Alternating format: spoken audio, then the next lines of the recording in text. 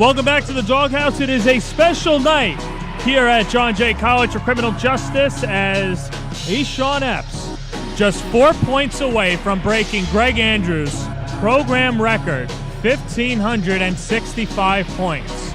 A three would tie the record. Layup off the mark. Essien Epps 0 for 5 to start this contest. Smith to Epps in the corner. This could be it.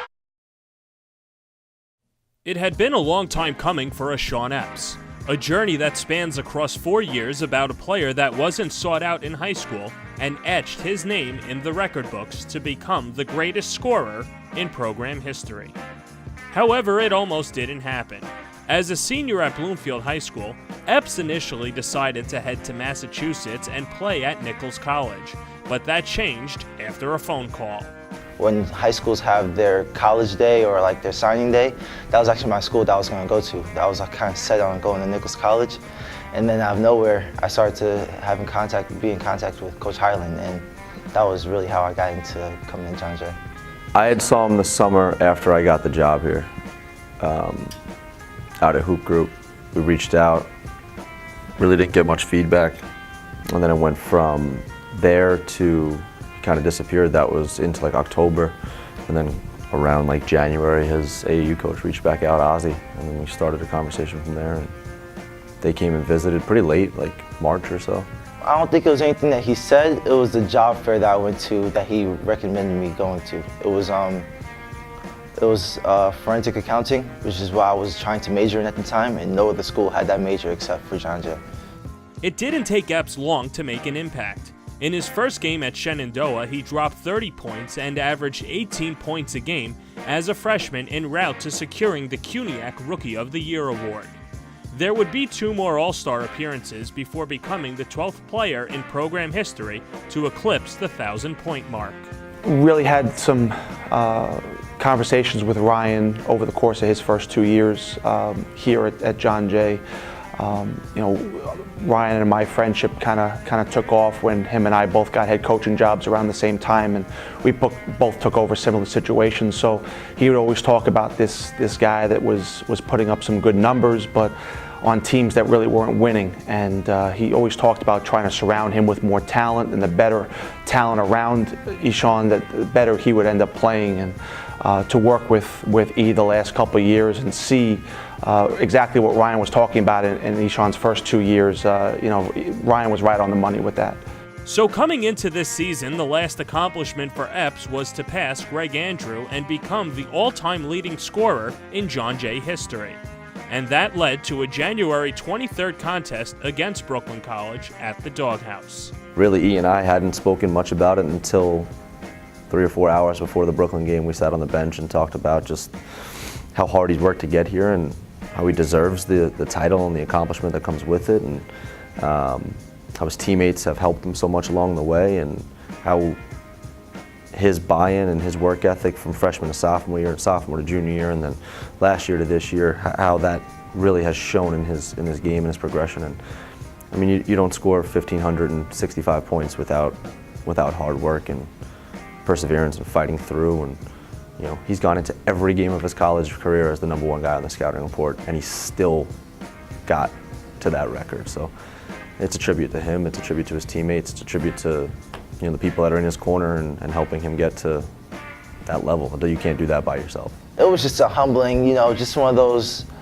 putting things into perspective about how far we both came, and how significant this moment is for us, because we have grown together pretty much. So we're just pretty much thanking each other, just sharing memories. It was a good moment for me and him.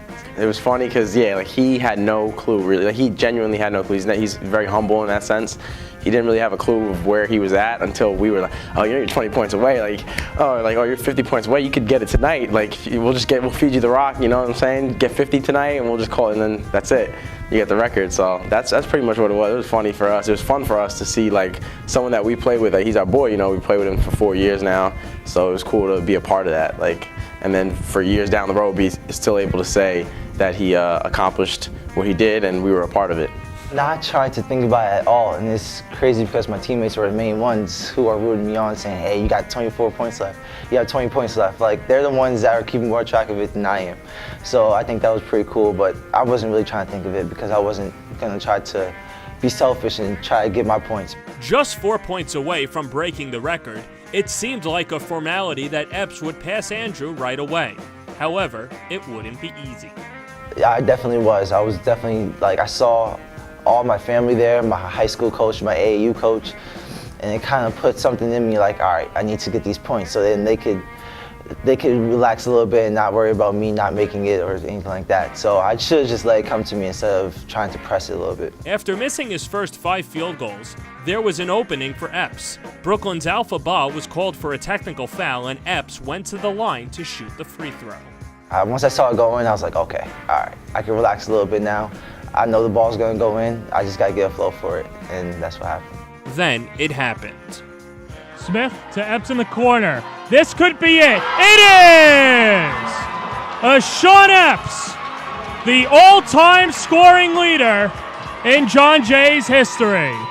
Honestly, I knew I was shooting that ball. If I got in that corner, I knew I was shooting the ball because of the guard that was on me. He was a little bit shorter, so I was like, yeah, I'm firing. If I get this ball, I'm firing it. I had just got subbed out, actually.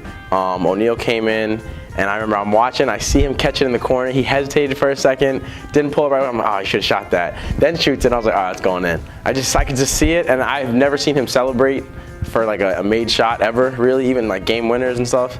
And I just saw him throw his hands up, and that was it. I was close. I almost ran on the court right away, but then the coach just had to hold us back a little bit, called a timeout, and then we ran on, gave him a big hug, congratulated him, and it was a great moment. It's awesome, just knowing that you're able to make your family proud, knowing that your teammates have helped you throughout this whole time, like all the hard work that I've been putting in. It was just a really good moment for me. It's been good, and hopefully he has a good stretch run here at the end of January and all of February, knowing that that's behind him, and he can start to put some distance on anybody that tries to break that record down the line.